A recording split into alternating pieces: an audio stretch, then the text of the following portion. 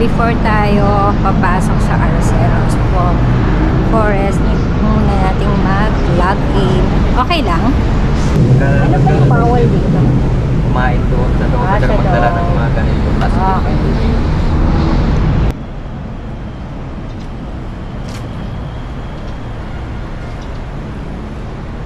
Pagpasok mo ng Arroceros, ito agad yung bubungad sa iyo.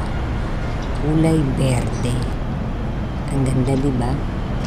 Tapos, pagpasok mo, marami siyang daan. So, hindi ko alam, kaliwat kanan, kung ano, saan ako mag-uumpisa. Sabi nga, go with the flow. Kaya, eto na. Ay, ang ganda. Ito yung berde na nakakaaliw talaga.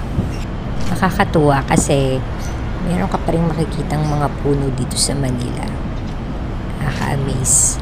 Maganda sa mata. Alam ko sa iba, hindi na bago tong lugar na to. Lalo na yung mga taga Manila. Pero doon sa mga hindi pa nakakapunta rito, ayan, nakikita nyo, nakaka-relax siya.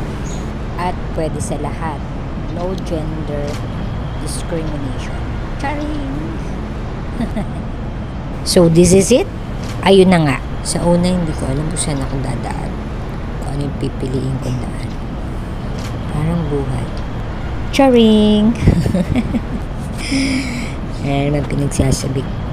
Pero totoo yun hindi mo talaga alam kung saan ka talaga patungo. Kasi hindi mo pa naman pinagdaanan yun So, natural lang na magkamali ka at ang mahalaga is matuto ka. Diba? Parang estudyante, hindi agad cum laude ka. Kailangan mo muna mag-aral at matuto. Sa trabaho, hindi agad-agad. Alam mo, kaya nga meron tinatawag na training. Sa ligawan, kaya nga merong getting to know each other. Para mapili mo ang tamang para sa'yo. Pero kahit mag-asawa na kayo, may maling tao pa rin. Ang importante, hindi nawawala ang hope. Kaya may salitang mali para magkaroon ng salitang tama. Sometimes, hindi lahat ng tama nakakabuti. Nagdudulot din ito ng mali. Pagka sobra kang tama, nagkakamali ka rin talaga. O, di ba ang gulo?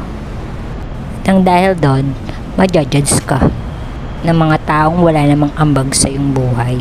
Sa akin pala,